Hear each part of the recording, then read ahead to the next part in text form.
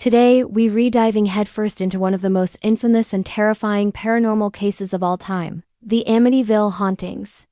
For decades, this story has gripped the public imagination, spawning a media empire of books and blockbuster movies.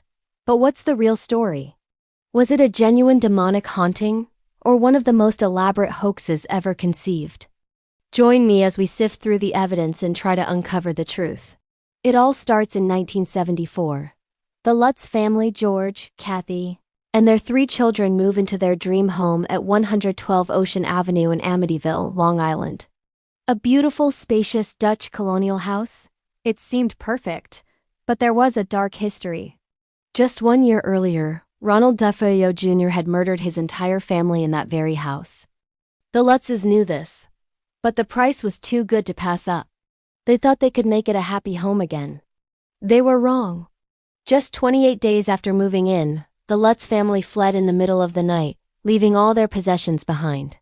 They claimed they were driven out by a malevolent, terrifying force. Their story is a laundry list of paranormal horror.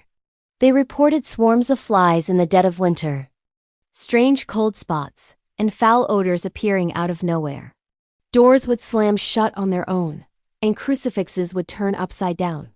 Kathy Lutz said she levitated in her sleep, and George would wake up at 3:15 a.m. every morning, the same time the DeFeo murders were believed to have occurred.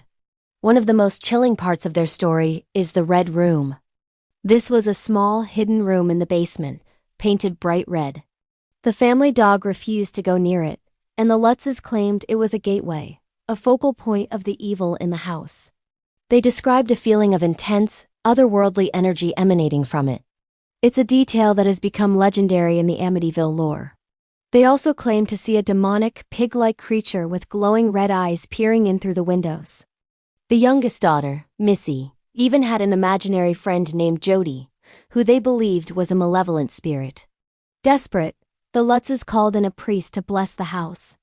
According to their account, as the priest sprinkled holy water, a booming demonic voice commanded him to get out. This event allegedly left the priest with a high fever and blisters on his hands.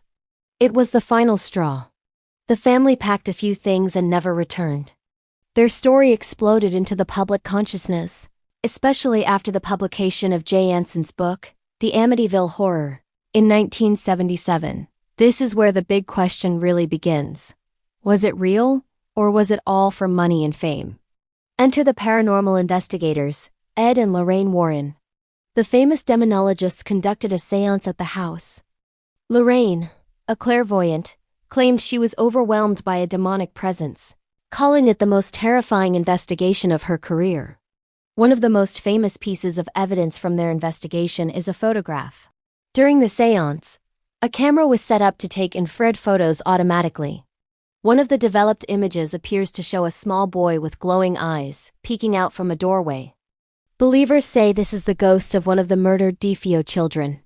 Skeptics, however, argue it's just one of the Warrens' own investigators, caught in a strange light.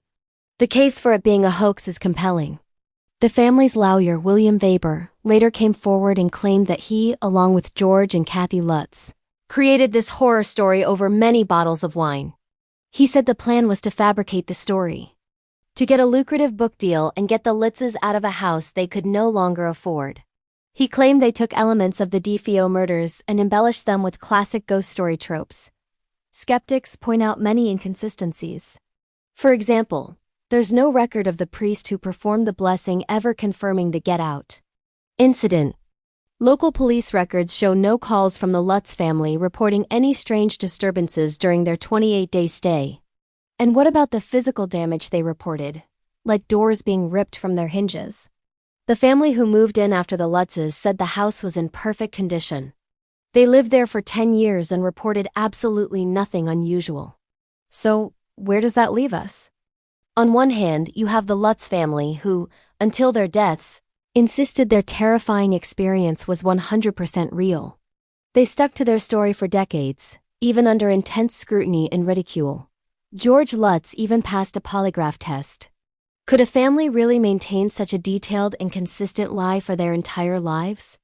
On the other hand, the financial motive is undeniable.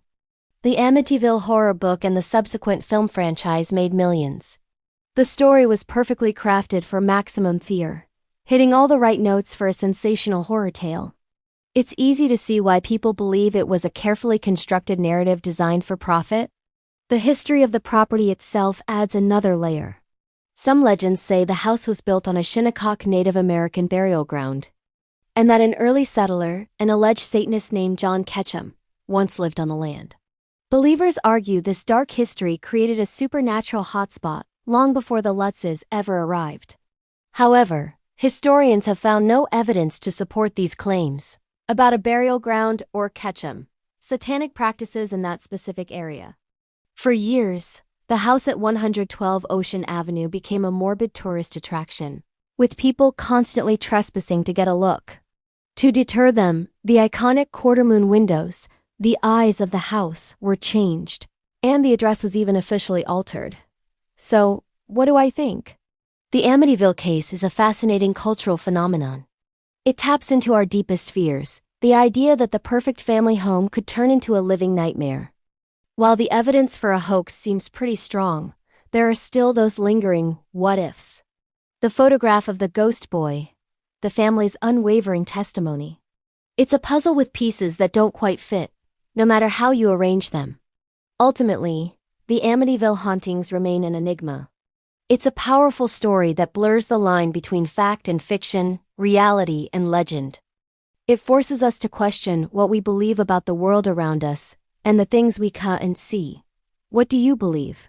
Was it a real haunting or a brilliant hoax? Let me know your theories down in the comments. I'm really curious to hear what you think.